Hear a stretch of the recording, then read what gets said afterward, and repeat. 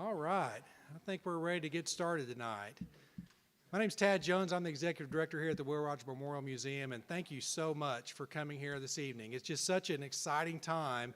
I don't think in my time here at the Will Rogers Memorial, there hasn't been so much excitement around Will Rogers as there's been the last couple of years.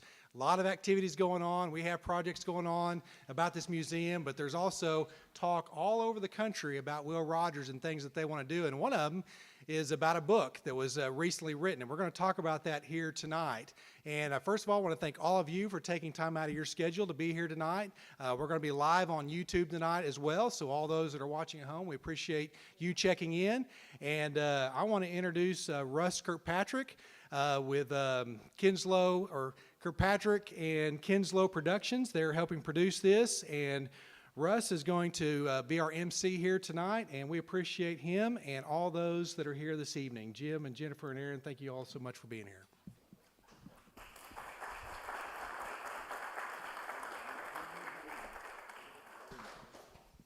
Thank you very much, Tad. So again, I'm Russ Kirkpatrick with Kirkpatrick and Kinslow Productions. We produce movies, documentaries, and television content. And tonight we're here to talk about an amazing book that was written by an amazing author.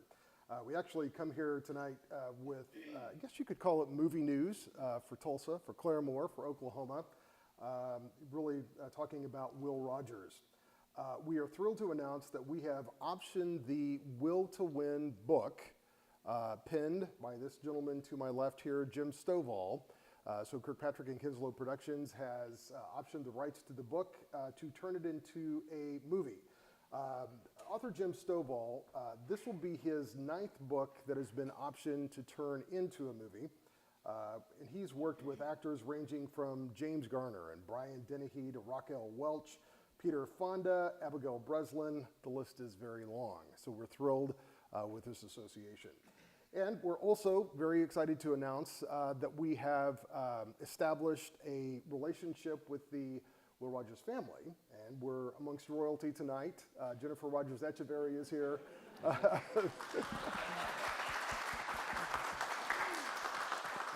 Jennifer is Will Rogers' great-granddaughter, and she is consulting on the movie in addition to us having life rights, what are called life rights for the movie, which essentially gives us access to a lot of information and certainly the family, which we absolutely want.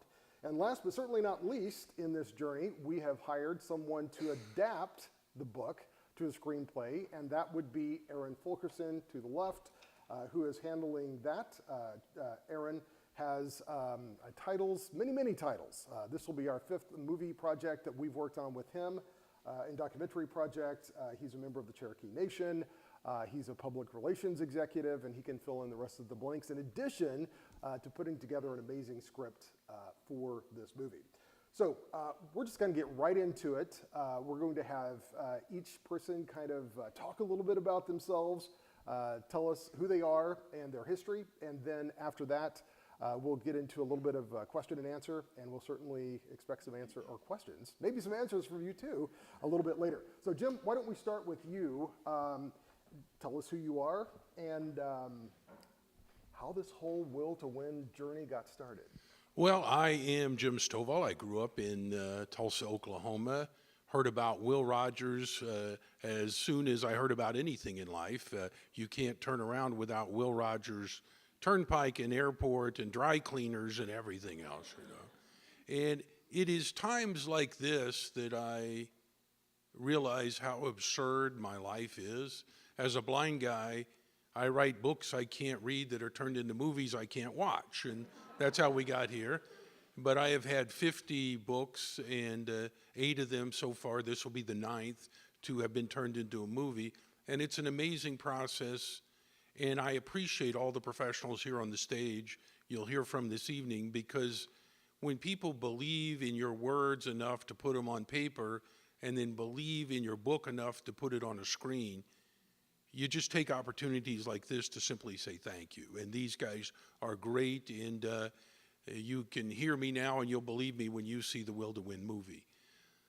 I never intended to be an author. I grew up, my ambition as a young man my greatest ambition was to be an All-American football player and then go into the NFL and make my living playing football on Sundays. And because that was my focus, I have to admit to you, it's embarrassing that when I could read with my eyes like you guys do, I don't know that I ever read a whole book cover to cover. It just was never a big priority in my life. And then after losing my sight, I discovered the National Library for the Blind, and I was part of an experiment that they did 30 years ago, and they took compressed digital audio to see how fast people could listen to books and retain them. And because of that technology and the Library for the Blind, there hasn't been a day in the last 30 years I haven't read a whole book cover to cover. I read a book every day, and becoming a reader made me want to be a writer. But in the beginning, I had no idea of this. I started a little company over in Tulsa after losing my sight, and it's called Narrative Television. And we make movies and television and educational programming accessible for blind and visually impaired people.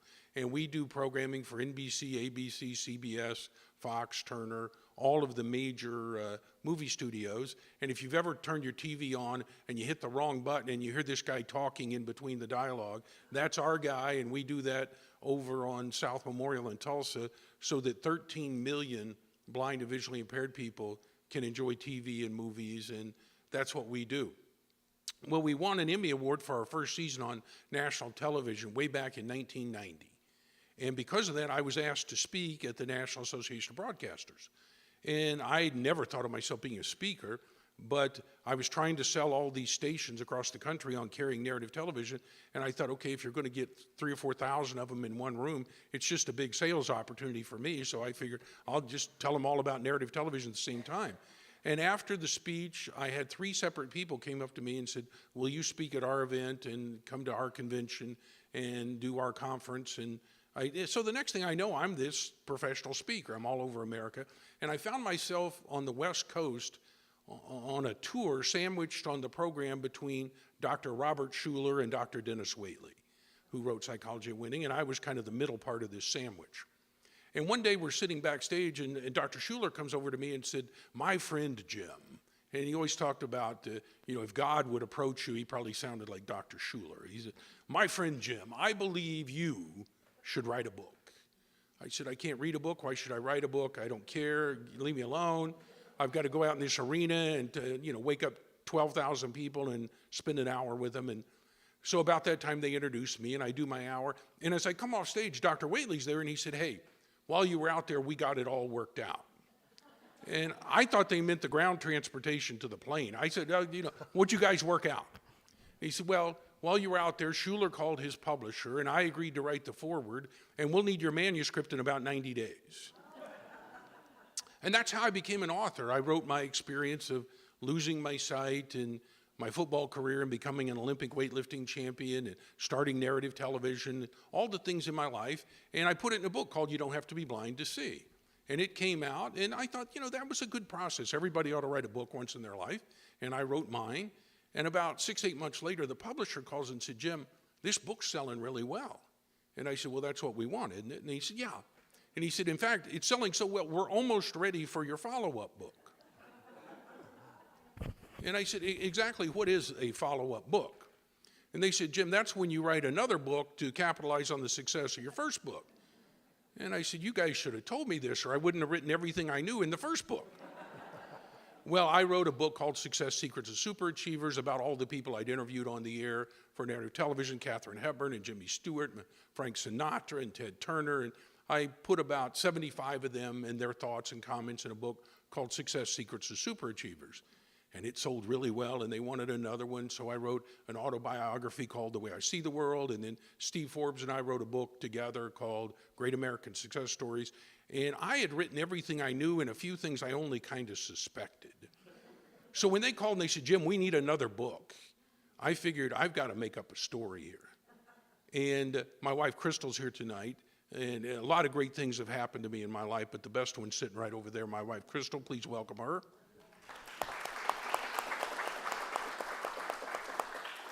Well, Crystal had written 5 novels, and they were really good, and I thought, well, they want more books out of me. I've written, I better make up a story. So I wrote a little book in 5 days, in between my meetings and phone calls at the Narrative Television Network called The Ultimate Gift. There was never an edit, never a rewrite. The way I dictated that book is the way 8 million people around the world read it, and that became my first movie. And it became quite a phenomenon, and there was a movie trilogy, The Ultimate Gift, The Ultimate Life, and The Ultimate Legacy. You know, I am a firm believer that people like me who get to have our words memorialized in books, we are privileged. But if Mark Twain or the Apostle Paul or William Shakespeare were alive and on the earth today, in addition to writing books, they would be making movies. Because I have 10 million books in print, but it pales in comparison to the impact that a movie can have. And it's why I'm so excited about this Will to Win project, because it is the third in a series of books I've written called Homecoming Historicals. And they all take place in modern day high schools, but the namesake of the school kind of gets involved in the story. And the first one was Harry Truman and then Napoleon Hill. And then I really wanted to stretch out and write something about the way I was raised in the time and place, so I wrote Will to Win. And it takes place at Will Rogers High School. We hope to shoot it at the school in Tulsa. It's a gorgeous, amazing Art Deco masterpiece. And it's a story about a young lady who is going to high school. She's playing on the softball team, but because of budget cuts and things in the school, they get rid of the softball team, and all the girls quit, and she decides, I'm going to go play baseball with the guys. And it's based on a true story. A young lady named Sarah Hudak down in Texas did it. And I thought, well, my character, Sky Forrest, can do it. And she's a Native American Cherokee Indian, and she's being raised by her grandmother, who's a traditional Cherokee Indian. So you have this traditional Native American influence with a young lady who's trying to be a 21st century teenager, and she's dealing with the stress of trying to play ball with guys and all the things that's going on. And at the most difficult, trying times of her existence, in fun and interesting ways, Will Rogers shows up. And I'm really excited. And in addition to being a movie, this will be, we will make the book and the film available to all the schools, because I think it's sad that so many kids don't know who Will Rogers was. And, he is as relevant and as amazing as he was then. It's even more so and more timely now. And so I am very, very excited about it. And in a few moments, we're going to answer some of your questions. Guys, I only have 2 rules on the questions. Number 1, don't ask anything I don't know the answer to. And the only other thing, this is very important, don't raise your hand. Because if you raise your hand, 2 things are going to happen. They're both bad. You're going to feel really dumb, and I won't call on you. Thankfully, we got Russ here, and he'll take care of that. But right now, I have the privilege of introducing a young lady who's become a friend and a colleague in this project. And, you get to write characters in books and in movies. And if I was designing a character, if I was going to make up my best character for Will Rogers' great-granddaughter, it would be Jennifer Rogers. She is that person. It's just amazing to me. And I have to tell, she introduced me Saturday night when I received the Lifetime Award for Literary Achievement from the Oklahoma Library Association. She introduced me. Well, tonight I get to introduce her. And she told a story about when we met, so I get to tell my story now. And, she tells a story about she comes in my office in the middle of one of our thunderstorms like we had last night, and I'm talking to her about the book, and we're in the middle of a conversation, and the lights go out, and I just keep going. Doesn't bother me. I mean, lights are kind of optional as far as I'm concerned. Well, but Jennifer married a guy out in California who grows almonds, and it's a big crop out there, and she has this, and she put together a marketing company to market her husband's almonds. So after we had this meeting, she had a bag of these almonds, and she wanted to get a photo of her and I, and she said, would you mind holding my husband's nuts? And that's the name of her company, My Husband's Nuts, guys. I mean, I know we got a family show here, but that's what they call the company. I can't help it. So that's the kind of person we're dealing with, and she is, and I have had the privilege of meeting a lot of amazing people movie stars and athletes and politicians and people I've interviewed and worked with on stage and people that have been in my movies. And for the most part, the better you get to know them, unfortunately, the less you like them. And I can honestly say Jennifer is a great colleague, a dear friend, and the better I know her, the more I like her. So please welcome Jennifer Rogers right here. Thank you.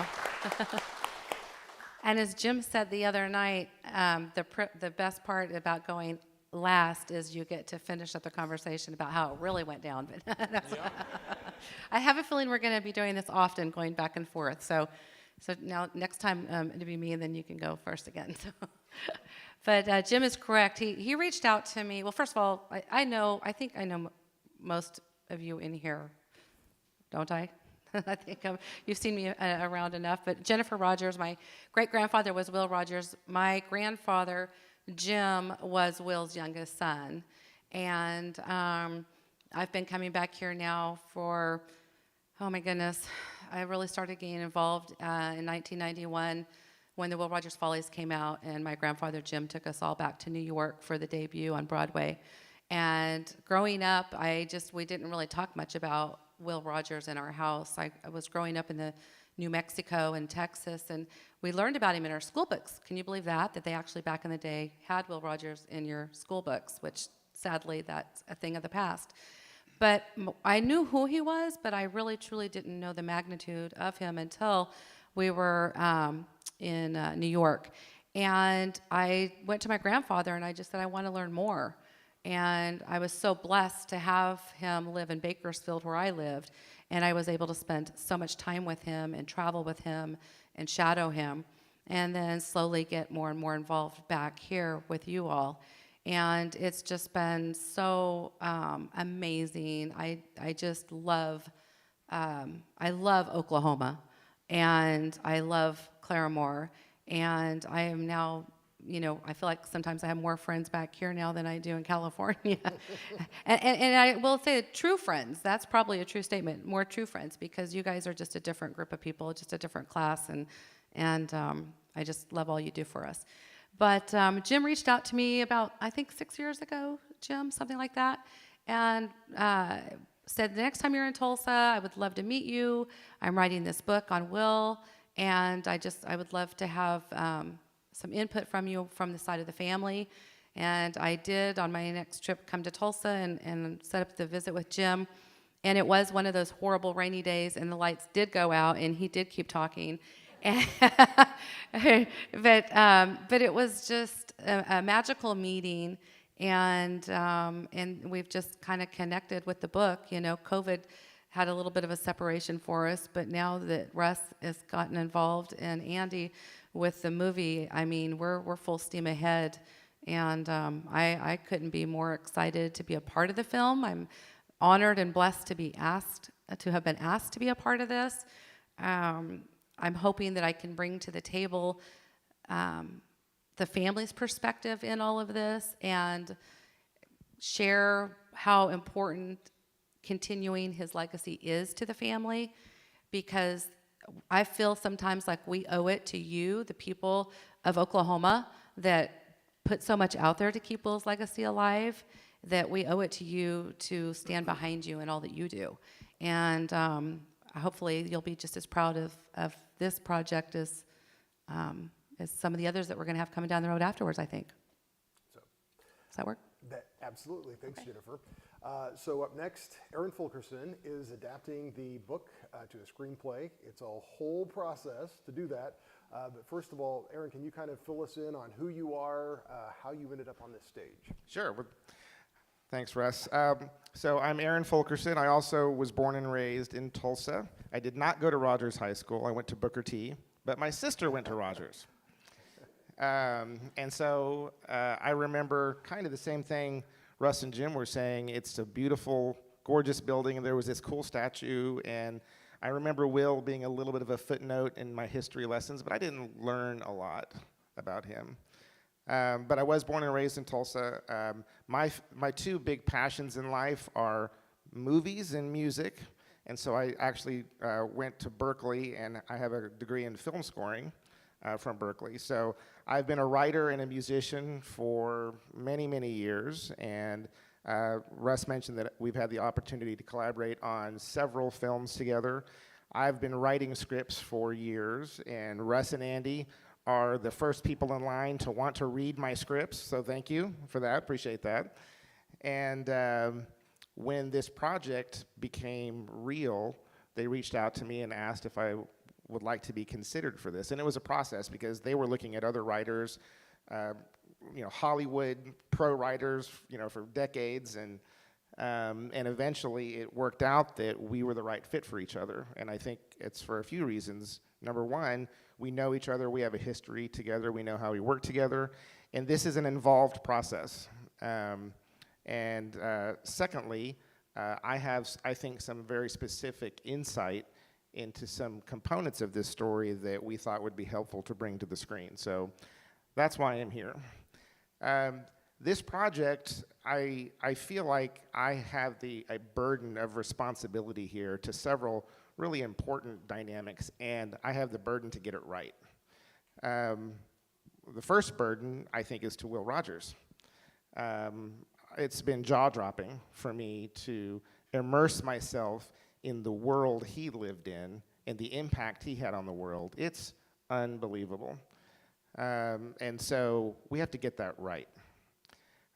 We have to honor him in a way and reflect him in a way that isn't cartoonish, because we know there's a million Will Rogers quotes, and it would be really easy to kind of go down that path, but there's substance and there's depth there that we have to find a way to translate to the screen. So that's something that is very first and foremost on my mind. Secondly, I feel so privileged and grateful to be able to work on a project with someone who has the chops and experience of Jim Stovall. I mean, you just heard a glimpse of what his experience looks like. That's amazing. And to work with someone who has written 50-plus books and had so many of them turn into movies, and the breadth of his experience, when he speaks, we got to listen, and that means a lot to us. Definitely want to honor the story he wrote and honor the spirit of what he was going for and how we translate this to film. So that's another thing that I feel very responsible to get right. And thirdly, I am a member of the Cherokee Nation. Our primary character is a Cherokee girl who is a Cherokee girl in 2022. And guess what? They're just like every other girl. They're on social media and they're kind of, living their fast-paced life. And she is raised by her grandmother, who is a very traditional Native woman. And there's a tension and a dynamic that exists with that. I'm married to a Native woman. We have a Native daughter. I've seen it up close and personal. So I can speak from experience there. So that's another dynamic that I need to get right, is the Native aspect of this. So there's lots of really important, I think, rich material and dynamics to work with here, and a fantastic story. But adapting novel to film is a process. So, but I'm grateful to be on the project. I am a writer, and writing is in my blood. I'd like to introduce you to a couple of my biggest fans. So my father, Jerry Fulkerson, is a poet and an author. So welcome here, Dad. Thanks for being here for me. And that young man is my 8-year-old, Evan Fulkerson, who also is an author. He writes and illustrates his own books, and he has his own YouTube channel. So we're glad that he's here, too. So now that I've embarrassed them really good, I can turn it back over. But thank you all so much for being here, and we're eager to hear what you have to say. So thank you, Aaron. So a little bit about logistics and timing and that sort of thing. So where we are with the project right now is what's called the development phase. So we're raising a lot of money, and we have been for a minute. We have a principal investor who has come in and basically got us to where we are right now. And we hope to be closing the entire funding within a matter of months, which will put us into the pre-production stage and then into production, which we have scheduled in May, June, July of 2023. So there's a lot of work that has to happen between now and then. What you see up here is kind of the bones of the crew, the basics that are so critically important, and we will have these folks along with us for the entire ride. Once we have the script written, we will then be digging deeply into finding the right director who will carry the project. And Jim, which we're going to have him kind of dig into this a little bit here in just a moment, we'll have at least one A-list actor, possibly more, associated with the film, which will certainly carry the film. And then the main characters, which probably Jim and Aaron can break those down a lot more than me. They're not 50 main characters in the film. You know, there may be a half dozen, if that. And so casting those people correctly will become very important. All of that is informed by the script, no pressure, Aaron, which is being completed now. And so once we have that, a lot of other things will start to fall into place. Once we attach a big name to the film, without question, a lot of things will fall into place, and then we'll close it up and we'll get closer to production. So, Jim, I want to get back to you. You kind of scratched over the surface a little bit with some of the stuff that he's done. Aaron is not kidding when he says that this guy has been in the trenches for a long time in the movie business. For Andy Kinslow and me, the reason we got into this project was, we'll blame it on Crystal, because we met through Crystal. Crystal is a huge advocate for Tulsa Ballet, and that's where Andy and I met Crystal. Crystal said, well, what do you guys do? And we said, well, you know, we make movies. And she said, well, so does Jim. You have to meet. And that was about 7 years ago or something like that. So that's kind of what got us together. So the trifecta for us is simple. It's Will Rogers, Jennifer Rogers, and Jim Stovall. You can't go wrong with that. I mean, that's a winning combination. And so that's why we're involved in this project. So Jim, speaking more to being in the business of movies, if you can kind of give us an overview of some of the A-list actors and others that everyone in this room is going to recognize. Can you kind of run us through the people that you have worked with and kind of tell us about that process? Well, my first movie was based on my novel, The Ultimate Gift. And I remember it's a story about a billionaire who's near the end of his life, and he realizes his lifestyle and his money has ruined his family, but he has one kid, a grandson he thinks has some potential. So instead of leaving him $1 billion that'll ruin him, he gives him this 12-month odyssey he has to go on called The Ultimate Gift, and he learns the gift of work and money and the gift of family and friends and all those things. And so originally, I had done a lot of interviews for narrative television because I would interview the stars that were in our movies. And the guy I really wanted to play that billionaire was Paul Newman. So I called Newman and I said, I wrote this book and Fox is going to make a movie of it. And he said, I've read the book. And I said, how would you like to be Red Stevens? And he said, Jim, I'm not sure my health would allow that. And he said, besides that, I promised Robert Redford I'd make my last movie with Redford. And I said, Mr. Newman, if you'll come make this film, I'll write a part in for Redford. Don't worry about it. I said, now you'll need to pay him out of your share. I ain't got no Redford money sitting around on his deal. But, well, when it came time, everybody that works on a movie has to get bonded by the insurance company that they can complete it, and his health wouldn't permit it. And so I went back to the casting people, and I said, what do you guys think? And they said, what do you think of James Garner? And I was embarrassed, fellow Oklahoman, and it was near the centennial of our state, and we'd both been inducted as one of the 100 Oklahomans of something, and I was embarrassed I hadn't thought of it. And I called James Garner, and I said, look, I got this book, and he said, no, he said, Jim, I've been making movies 50 years. This will be my last one. And this says what I want to say as I leave the stage. Let's do it. And I said, well, I don't want any hard feelings. You may have heard I offered it to Newman first. And he said, son, I got rich and famous doing stuff Newman didn't want to do. Let's make the movie. And that was the beginning of it. And that's when I started studying how movies are made. And I realized with a guy like James Garner or Brian Dennehy or people like that, they are very, very expensive, and there's a reason. They're worth every penny. But I kind of crafted a technique where I take an A-list person like James Garner, and he's throughout the movie, but we shot his whole part in 3 days. and it really works well. And then we were lucky to get Abigail Breslin. We couldn't find a kid to play her part, and then while we just found her, and she'd made one other movie, but it hadn't come out yet. And then while we're shooting, her movie comes out, and she gets nominated for the Academy Award, and everybody in Hollywood thought I was a genius. I just got desperate and lucky.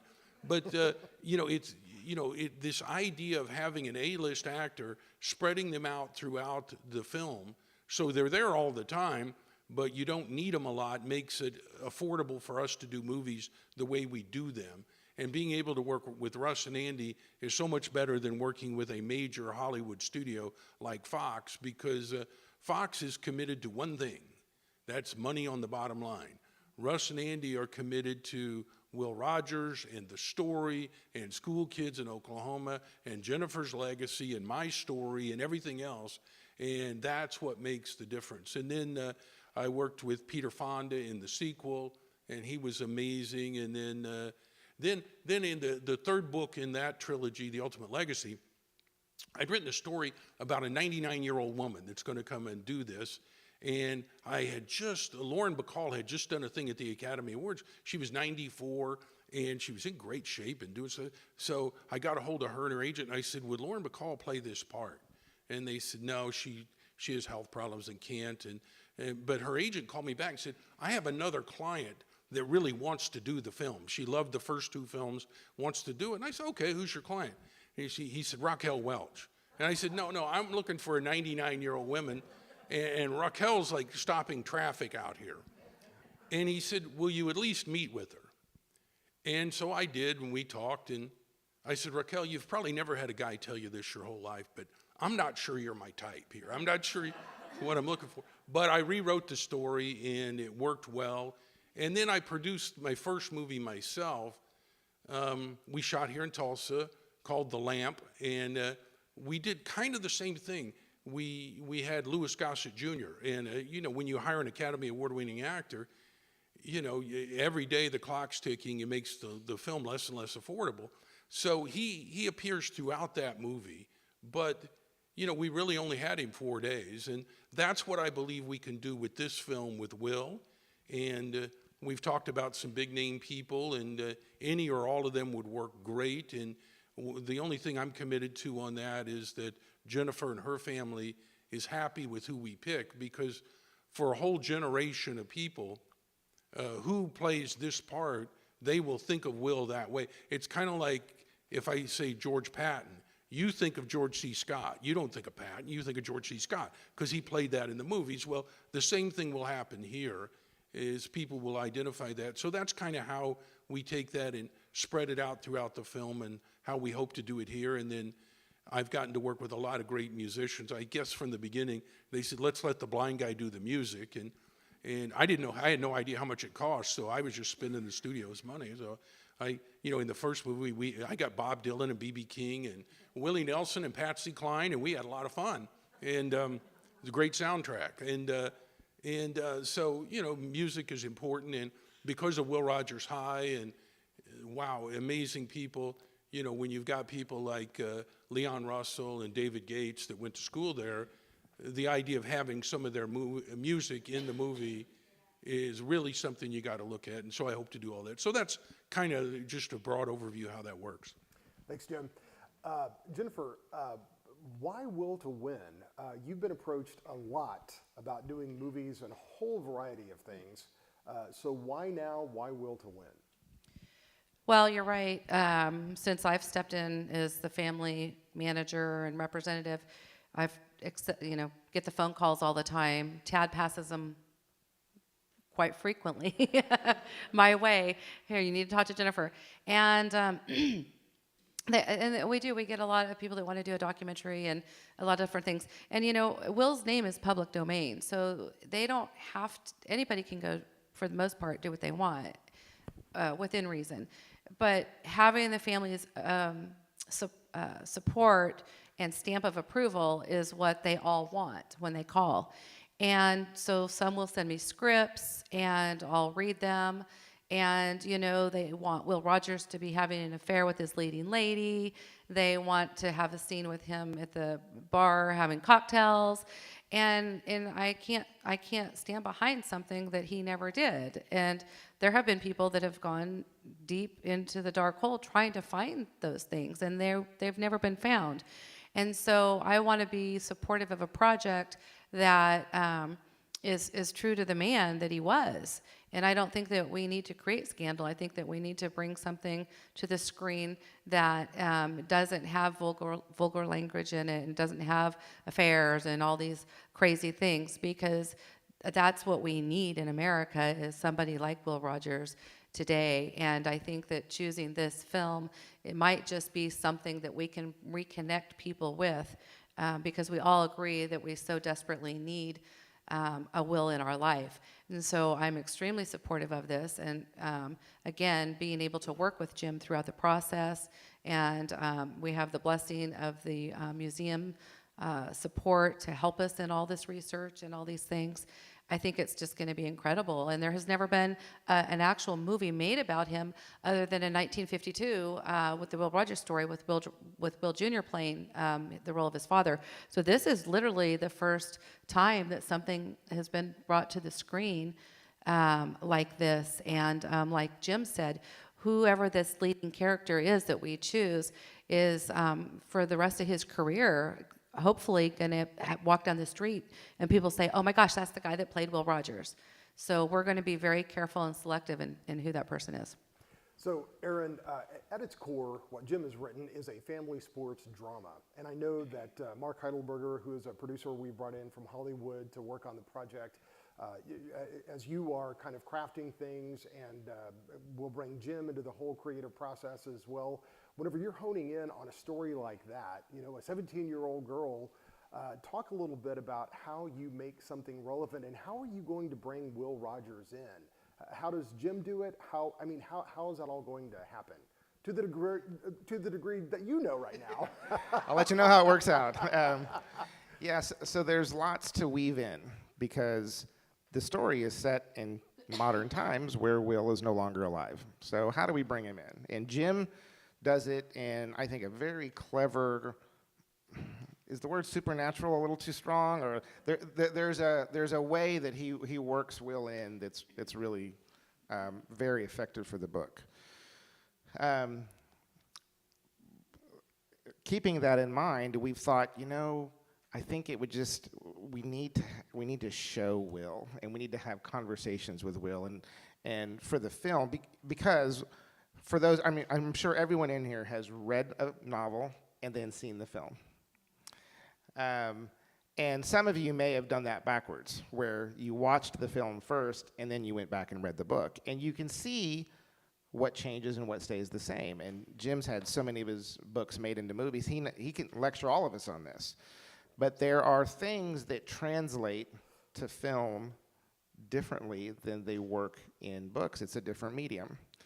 And we're kind of working through that now, but we have to have Will present and engaging in this in a way that I think is compelling and still honors the story. And I think we're getting close to that. But that's part of the Rubik's Cube to kind of solve here, because it's Will Rogers. You know, it's Will Rogers. We can't pass up that opportunity. So, yeah, we're still working through that. Good. Thank you, Aaron. Does anybody have any questions? I could sit here and ask questions all night, and I might. But does anyone have a question for Jim, Jennifer, or Aaron? You think about that, and I'll keep asking questions.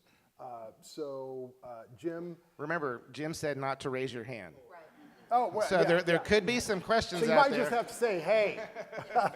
So, Jim, to play off of something that Jennifer, everybody be thinking about your question.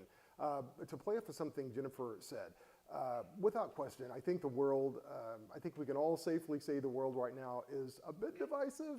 And Will Rogers had an uncanny capability of bringing people together from all different spectrums in life, almost to the degree where he would offend people. He would go back like presidents. He would go back and apologize. Or he would say something that was inappropriate, and he'd go back and apologize. So do you think that what we're doing here, that we can actually put Will Rogers on the screen and bring people together that way.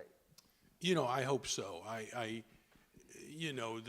The one thing we need here in our country and in our society is to come together and start looking at the things that bind us together instead of the things that separate us. Because in the final analysis, we have a whole lot more in common than we have to fight about. And Will Rogers knew that. And I have spent the last 25 years doing a lot of work in Washington with the U.S. Department of Education and working on people on both sides of the aisle. When you really talk to and get to know these people, you realize that, our goal of what we want our society and our country to be is not that different. It's really not. Where we differ is how are we going to get from here to there. And so I am hopeful Will can bring that together. And he had a way of disagreeing without being disagreeable and making fun of people, but then he would turn around and make more fun of himself than anybody else. And everybody loved this guy.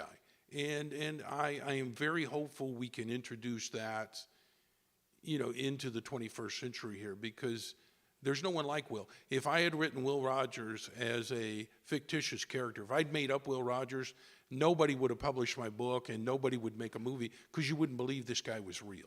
No one would believe this guy. And I did what Jennifer talked about. I did a lot of research.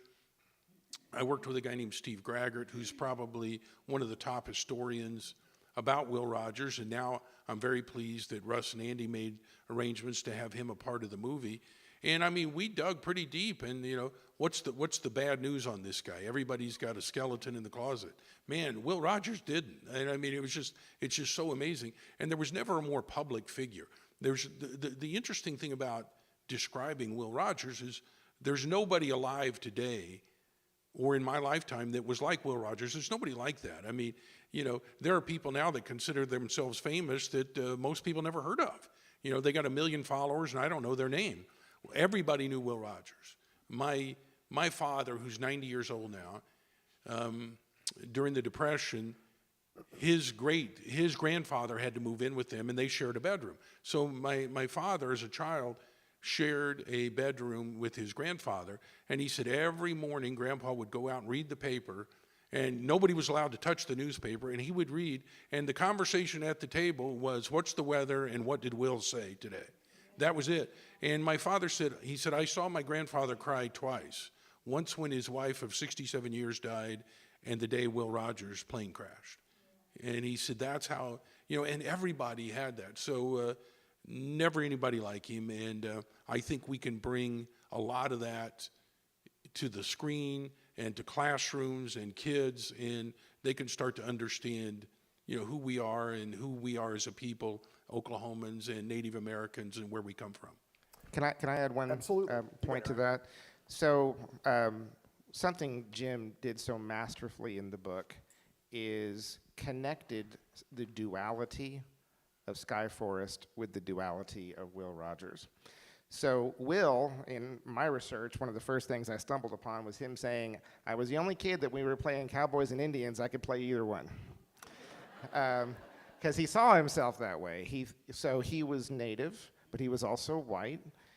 He was kind of traditional, but he was also incredibly modern. And he somehow pulled all that off.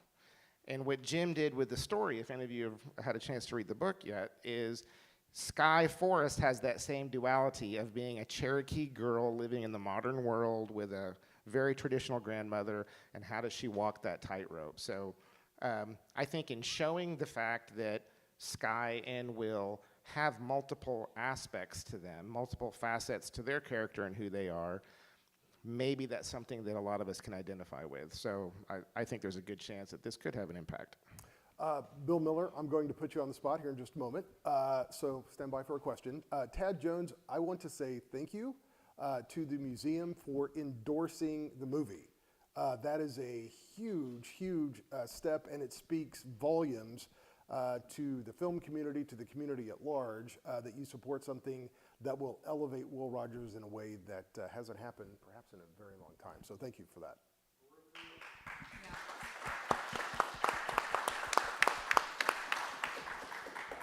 Let me just say, as you're asking questions, if you'll repeat the question, we're recording it as well as You got it. so repeat the question. You got it. Okay, Bill Millers, now is your time to be put on the spot.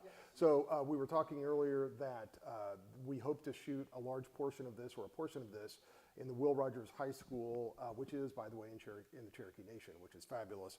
Bill Miller represents the foundation, so the Will Rogers High School has its own foundation. The Will Rogers High School is a whole animal unto itself, which is a whole other movie. But Bill is here representing the foundation. You're the vice president. So what questions do you have for this panel? Well, I'm curious, will the film be shot exclusively in Tulsa? That is, certainly the Cherokee Nation is the goal, so Tulsa and the Cherokee Nation. Probably the easiest way is the Tulsa area. That's probably, we might end up down in Tahlequah, doing a little bit of stuff down there as well. We've certainly done some research there. That's the goal at this time. So, other questions? Yes? Well, I'm a docent here, and one of my major focuses is trying to get the story about Will out. I love history, and my father was a paper boy in Stroud when he died, and he talked about how late the papers were coming and how it affected everyone there. And I try, when we have people here, the young children, letting them know about Will. Some have never heard of him, but they do after they talk to me. And also, the adults that come, we have people from all over the country and the world, and asking them what they know about Will, and building on that, and having now this movie to tell them to look forward to, I think will be a great thing, because he was a man beyond his time, and we need more like him. I don't know that there ever will be anyone like him, but I've had people say, well, what was it that he ever did that was wrong? And I can't come up with anything that he did wrong. Somebody, I mean, we all do something wrong, but this was a man, I think, that if he did offend someone, he had a way of coming around and making a joke of it and putting it back on himself. And that's what I think we all need to do as we let his legacy live for himself and go on. Got it. So one of the docents was mentioning here that whenever she talks to different children that come, Jennifer, one of the things that she really pushes are bits and pieces associated with Will's history. This is one more thing, the movie and the book are one more thing that they can now talk about. How important is that, to be able to have that talking point that up until now you haven't? Well, it's important to me because I have children that, if it wasn't for me, would have absolutely no idea who Will Rogers was. And now I have grandchildren, and I want them to, be able to carry that his legacy on. And so I think it's extremely important, that we just keep trying and trying. And I think that this is going to lead to bigger and better things. I know that Jim has a bigger plan after all this as well. But I just think it's extremely important. And Harriet, I know how hard you work with those kids, and I know you love every minute of it, though. My favorite story was when I told them that my first visit here was seeing the typewriter that was crushed. Right. As a child, that made me know what the crash was. Right. So I tell them, when you get to the room with the final journey, look for that typewriter, and a second grade boy raised his hand and wanted to know what a typewriter was. So true. And that's one of the hardest things for me when I travel and try to, teach people or remind them who he was, is they're not here at a museum where they can see physical things or read things. And so my job is 10 times harder when I'm out just in the public, because I don't have anything physical in front of me. I say, go to Oklahoma or go to California to his ranch. Go online. But I think that this movie, and if it's done in the way that we hope it will be done, and it reaches the audience, it's going to draw that bigger interest for them to want to learn more. And I think that we're all going to benefit from that. There will be more people coming here because they're going to want to learn more. The online attendance is going to be much larger. The social media outreach is going to be more grand. And so I think that this helps everybody in all of Will's aspects, if that makes sense. Other questions? Yes, in the back. I have a question for Jennifer. What part of Will's character do you hope that the film portrays? Like, if you could sum up like the part of his character that speaks to you the most, that you want others to connect with through this film, what is that? Jennifer, so let So me repeat the question. Okay. Someone in the audience wants to know if there's a character attribute associated with the film what would it be in your hope that, they can portray Will correctly? I think I've read the book a couple times, and the thing that I would like to see really pop from Will is his wit, because I want to laugh. I want to watch the movie and laugh. I want to giggle. And I think, he was funny. He was funny. And, I mean, he had a funny laugh. I don't know if you've ever really listened to him laugh, but it's kind of it's a unique giggle. And so I don't know if that answers your question, if that's what you were looking for. I'd like to see his humor in the movie, not just, speak to Sky and be, encouraging and soft. I want him to have some little wit and Will Rogers charm in there. That's what I would like to see.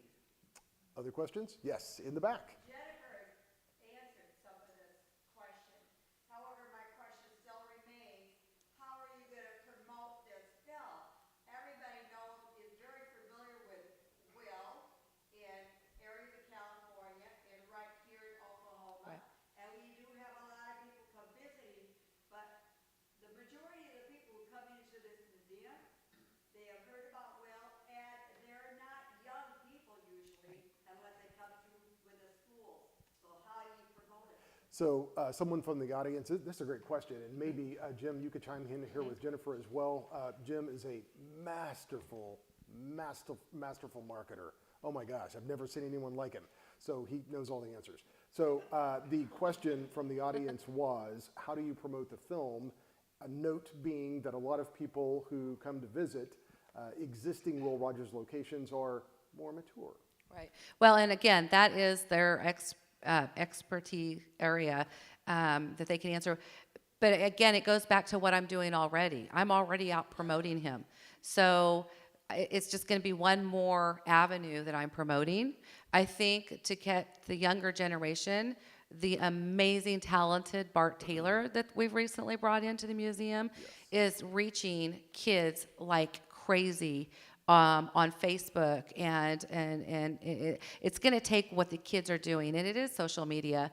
And once they get a bite of it on social media, it's going to relate to them because Sky is their age, high school girl. So for me, I see that reaching out to a lot of people, and I know that they have another outreach of how they're going to do this professionally. Yeah, one of the things you look at when you promote a film is you take kind of a shotgun approach. You do everything you can do. Obviously, when you cast, you look at, who are these people you're putting in the movie and what kind of a following do they have? I mean, if Tom Hanks is in a movie, there's a lot of people will go see the next Tom Hanks or Meryl Streep or whatever movie. And there are a lot of people, particularly we can put in some of the high school kids, and some of these people have hundreds of thousands or millions of followers, literally online. And so this movie will just be their next thing. I have 10 million books in print, and my email address and phone number and all of them. So I have a database of people that have read my books, and so it's fairly easy for us to let them know when the movies come out. And then it's a matter, I was there, in fact, Jennifer and I talked about it once. I think we were there on the same night when Will Rogers Follies opened on Broadway. I happened to be speaking at Madison Square Garden and was stuck there a couple of nights, so I went to the opening of Will Rogers Follies. And so to see how a sophisticated crowd like that on Broadway with high dollar tickets, and they came out to see Will. And it was an amazing experience because I got there and, as a blind guy, I travel the world holding on to young ladies who lead me around. Some people like German Shepherds. I like young ladies. But anyway, we're coming down the aisle and making our way discreetly to our seat, and she just freezes. And I thought, what is the matter here? And she said, our seats are between Walter Cronkite and Gregory Peck. I said, so we got good seats. That's good. So we sit down, and I turned to each, I said, guys, I want you to enjoy the movie, but I can't, I'm a big fan of your work, and thank you, and I hope you enjoy the show, and I'm going to shut up. And I introduced myself. And normally I feel like I have a pretty good voice. Between those two guys, I felt like Pee Wee Herman, But what was funny was, during that show, the guy, Will Rogers, comes out and reads his stuff out of the newspaper. All I know is what I read in the paper. And then he starts talking, and he said, oh, and the governor of my home state's here, stand-up governor, and he said something and whatever. And so at intermission, I'm waiting for the young lady to come back from the restroom, and Gregory Peck was standing there on the aisle. So I said, how are you enjoying the show? He said, well, I love the show. And they actually used his voice in part of the show. He said, I love the show, but who is this clown they got to play the governor of Oklahoma? And I said, well, sir, unfortunately, I'm from Oklahoma, and for better or worse, that's our guy.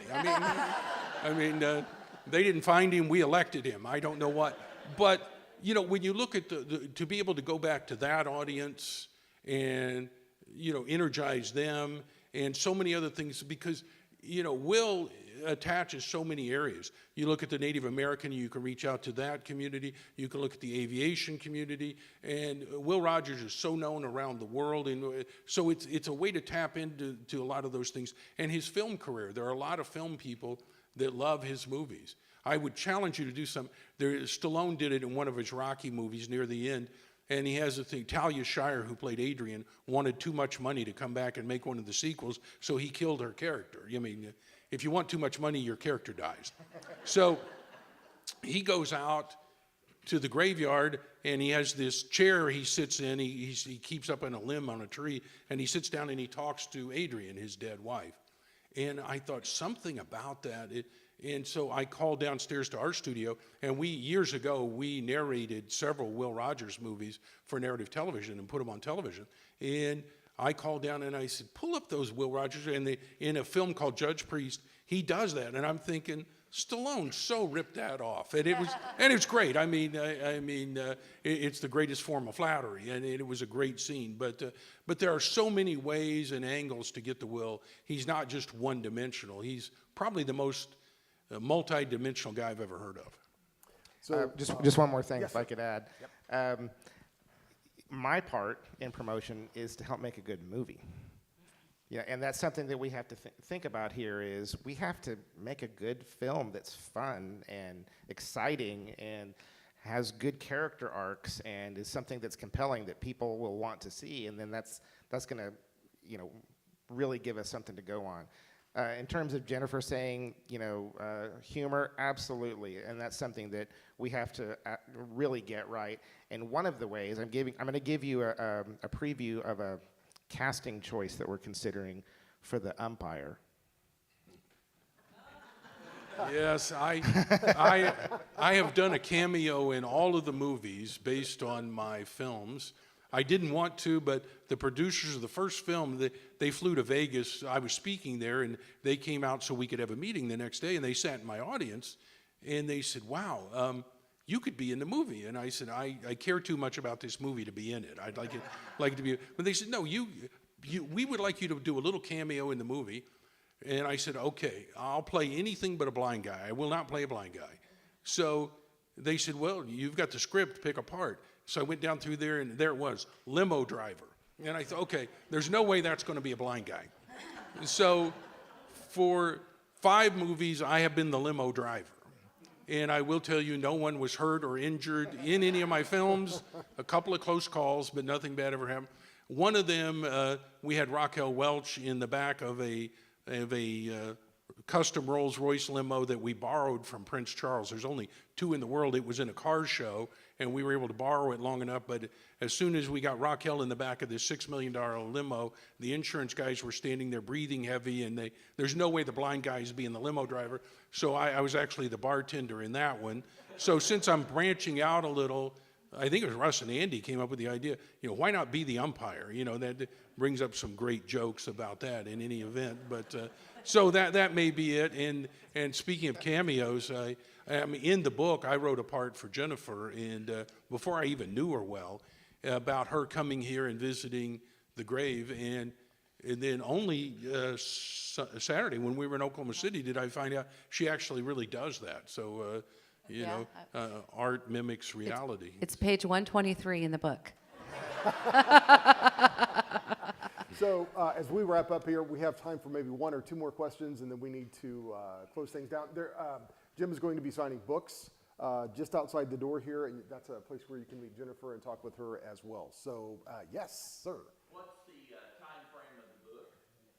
Okay, so the time frame of the book and movie. So the time frame of the book is it's out and selling very well. And so again, we've optioned it for the movie. The time frame is again right now we're in what's called the development stage. So that's essentially getting all of the players together, getting all of the money organized and in place and that sort of thing. We'll then move to what's called pre-production, which could take anywhere from 30 to 60 days, and then production could take anywhere from probably 6 weeks to 8 weeks to maybe even longer.